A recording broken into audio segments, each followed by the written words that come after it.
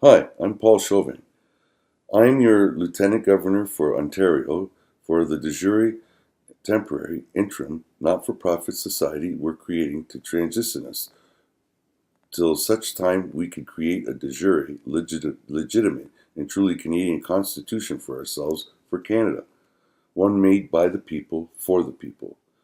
Now, I'm attempting to build my office, and I'm building my office, and he's part of it. He's my alternate lieutenant governor for Ontario in case I can't make it for functions, as per our Constitution Act of 1867 to 1982, to till such time that we're using as our interim structure for our government. Or not government, but interim not-for-profit society that we're making, and I'm gonna let him read from the 1982 nightly to nightly 1867 to 1982, so that we can show you exactly what I'm talking about. Go ahead. And my name is Dave Sylvestre, and I'm from Sudbury, Ontario. Now, in this Constitution Act that first confederated Canada under has a set of guidelines and rules about how we do that, and so we're going to follow those. And in the Act, on page 20, section 67, it states the Governor General in Council may, from time to time, appoint an administrator to execute the office and functions of Lieutenant Governor during his absence, illness, or other inabilities. So I've agreed to be that alternate if Paul can't make it to any functions or whatever that we may need to do for whatever. To create, and he might be there at the same time as me for the different functions too. Yeah. So it just, but at any rate, what we're also trying to do with in this de jure Ontario group that we created is to get together a legislative assembly that we're going to have to make as well for Ontario, a de jure legislative assembly. Now, again, David will be reading to you from, go ahead. Page 21 of the Constitution Act of 1867, section 70, it says here, the Legislative Assembly of Ontario shall be composed of 82 members to be elected to represent the 82 electoral districts set forth in the first schedule to this act. Now, since we're using this as our de jure constitution, which is the same constitution that, or structure for our not-for-profit society, which is the same document that they're supposed to be using as our constitution, the law of our land, and they obviously have not been following this law of the land. If you haven't noticed, that we can tell that they haven't been acting for the people and working for us. They are obviously working for somebody else. And one of the things that we're going to do is a grand jury for one part of what they're not doing in this document, which is the Bank of Canada. It's supposed to be a public bank that's supposed to be operating for the public, but it's not. It's actually, well, it is a public bank. It still exists. Yes, that part is still in existence, but it's not being operated that way as per the Constitution. And this is what the grand jury is supposed to be making a case on. And I'm also making a grand jury, trying to find jurors for this grand jury at the same time. We created a separate group for this, and you'll notice that in our group of our Ontario group. We will keep people apprised in the de jure Canada group as to the progress as we have progressed in there. And as people step forward to fill these positions. We need people to step forward to fill these positions to be able to. We can't do this alone. I can't do a grand jury by myself. I can't be a legislative assembly of 82 people that are supposed to be representatives of the people. So we need people that are willing to be able to step up and do these kind of jobs. And we can't do elections though. Like it states in here, they're elected. The thing is that we're in emergency state. So what we're going to do is get as many names as we can that are people that are willing to do the jobs. Hopefully we could get triple, quadruple the numbers of people that we need, and then we could pick them out of a hat and ask them at that point, are you still willing and able to do the job? And if they are, then we go with them, and the people who whose names are still in the hat can help those people who become members of the Legislative Assembly, and they can create their own office and get others to help them as well. This has got to be done with the people. The people have got to come together to work together to create this. This is not going to happen by itself. It has to be done by people. And if you think that somebody should be doing something about that, well, start thinking and looking at yourself as a somebody. And we are trying to help empower the people to be able to take their power. And this is what this is. It's people power that is taking over this job of creating this de jure government. Now, right now we have a de facto government in existence. It's existing in fact, but it's not legitimate. What we're doing is creating a legitimate one.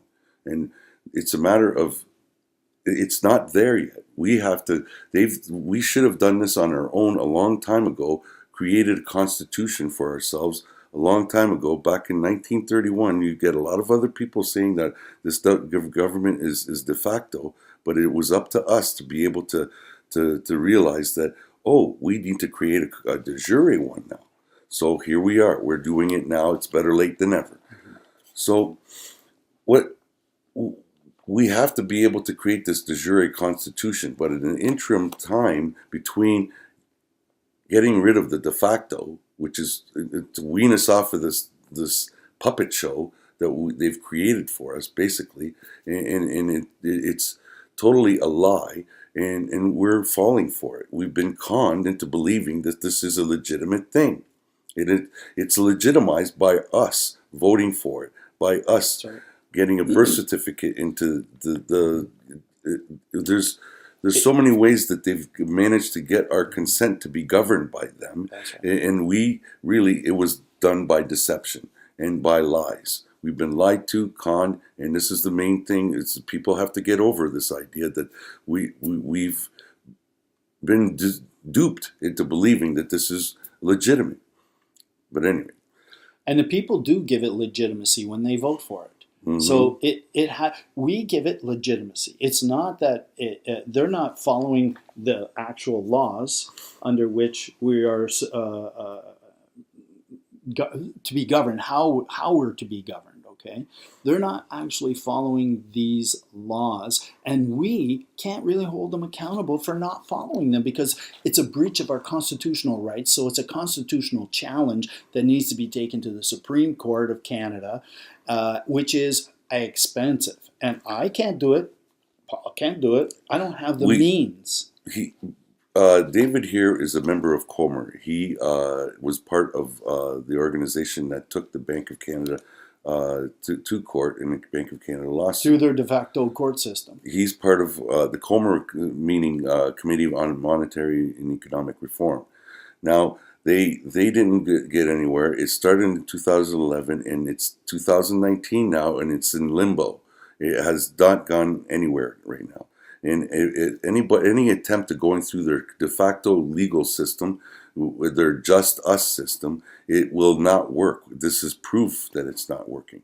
So we have to do a common law grand jury to do this. And this is something that's taken from the Magna Carta, and it's part of a lawful rebellion, and something that they've taken away from us, but we brought it back in a precedence in Quebec. Now, Quebec is way ahead of us in this. They've already had a grand jury, a successful grand jury, so that's the precedence that's been set. Now we're trying to bring this to the rest of English Canada, and the grand jury for the Bank of Canada is part of that. We're going to be bringing that case to the people, and hopefully we'll be able to do that in Ottawa. But we need 23 jurors for this. Yeah. Now, the Bank of Canada, just to be clear, what's happened in 1974 is Pierre Elliott Trudeau signed an agreement with international bankers not to use our public central bank called the Bank of Canada, owned by the people of Canada, to create our money and expand our economy at interest free. So now what happens is our economy is expanded through debt, meaning we borrow money at interest now and pay it to private, even foreign private interests. Okay? It wouldn't even matter if it was foreign or not. It shouldn't be private because it is owned by all of the people.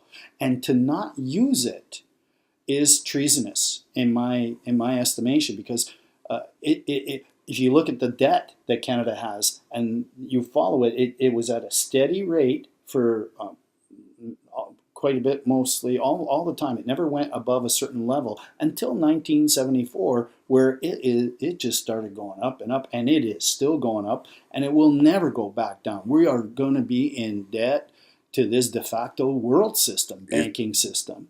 That it's crazy to me. What we're going to try to do in our groups is to try to educate you to these kind of matters about these frauds like the Bank of Canada and our legal system, and the difference between legal and lawful. Get you to understand the difference of those two things.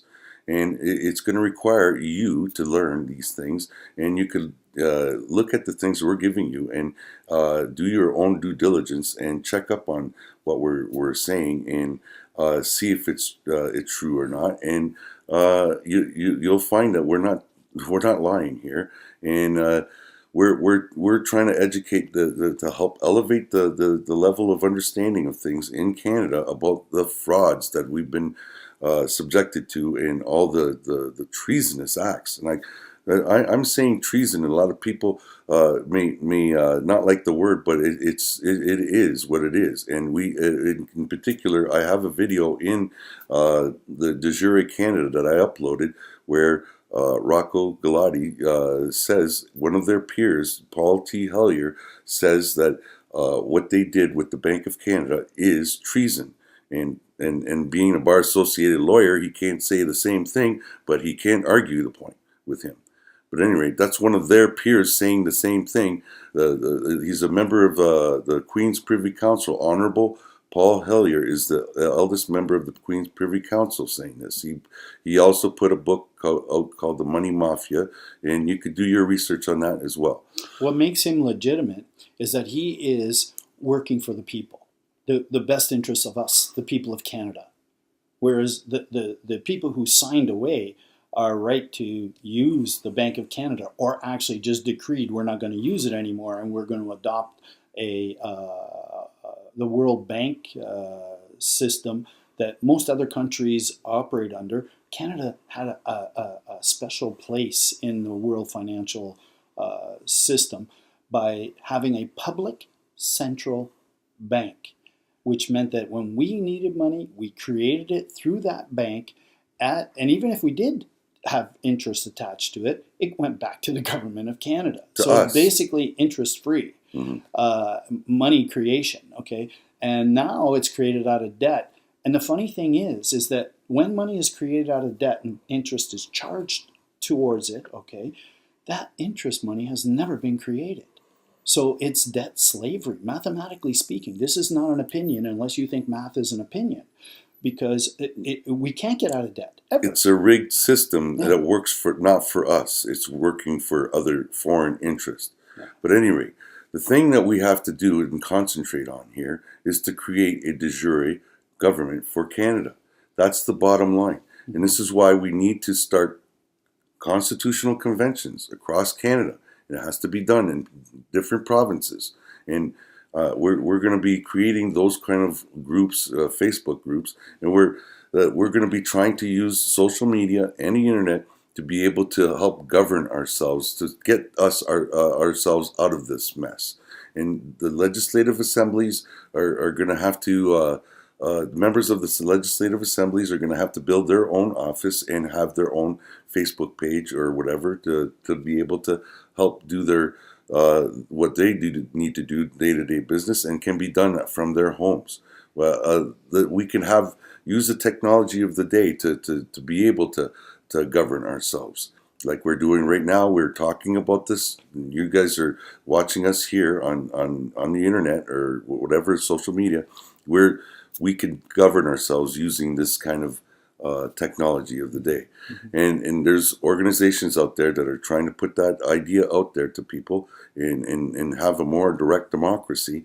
And that's what we're going to have to be able to create a legitimate constitution for ourselves. So that we have a say in the issues that we face. First order of business is we have to have a de jure government for ourselves. In the interim, we're going to have some kind of system to be able to carry us from this de facto system towards the de jure system. And then in the meantime, the grand juries are going to try to put our accountability, we're going to be putting accountability to the current government that are not following this document here. And there's so many violations to this document that, like Rocco says in the clip that I uploaded in the Jure Canada about the quiet dictatorship, at the end he says how much it costs for a court case in their de facto system that's rigged against us. It costs us millions of dollars to go from the ground up to to where it's at with the Bank of Canada lawsuit in for any one case. And there's so many violations in there. We have to use the common law to be able to try to set straight what was put wrong. And this document's available for anybody to download and look for themselves. It's in our announcement of every de jure group you can. You can download it from there, print it off, and do like I did and put a cover and binding, go to Staples, and for about $12, and an hour later, you're going to have this kind of document for yourself to read. But you can read it right online. You don't have to do that. That's just if you really want to share with people, in a physical form. That's a good idea. If you get one made, then you could go in there, read it for yourself, and highlight all the things that you see that we could do another grand jury on. This is just the start with the Bank of Canada in English part of Canada, in Ontario.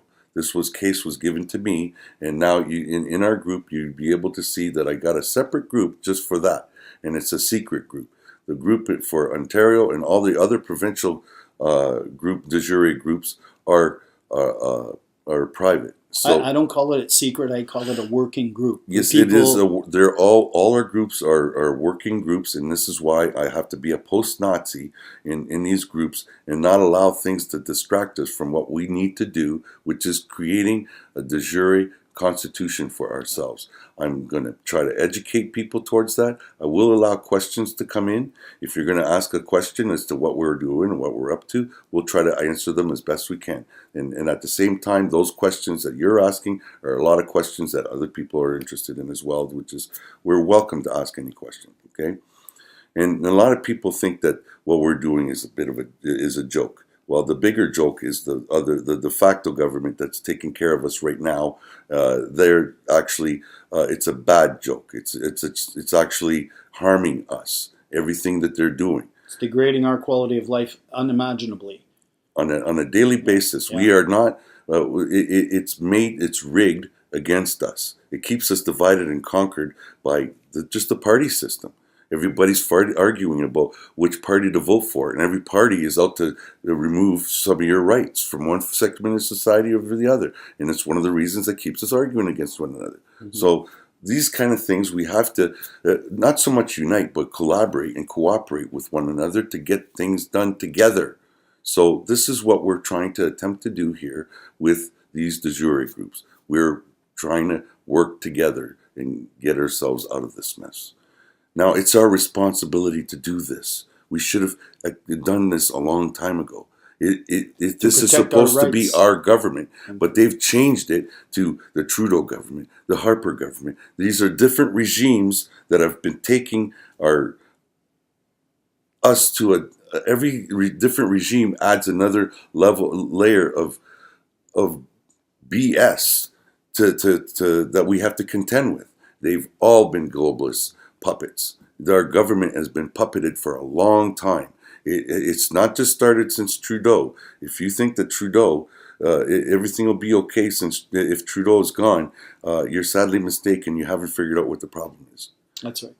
So we have to take the bull by the horns and take control of our governance. And this is us doing that. And we don't need a permit to create constitutional conventions.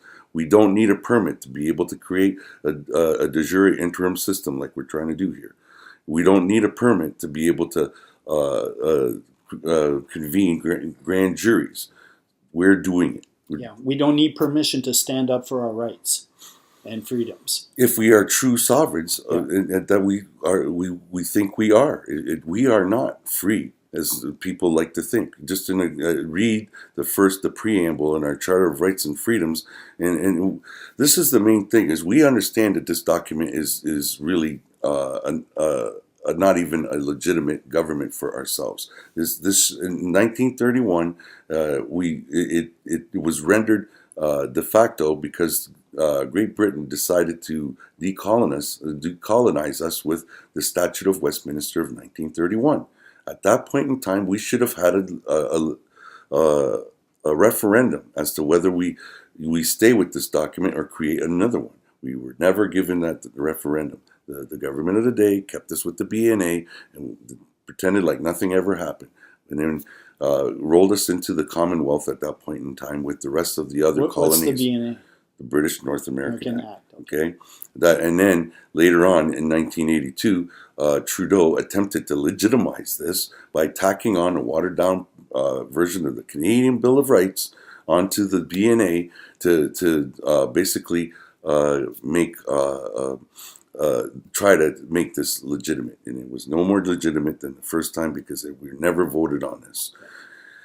Anyway, I also created a video that why we need to make a constitution. I'll put these in the comments of this video along with other information that you may need. You're welcome to ask any questions from us. Well, David has to head back to Sudbury today. We took the opportunity while we were together to be able to talk to you about this and let you know what we're up to, what we're doing. Okay?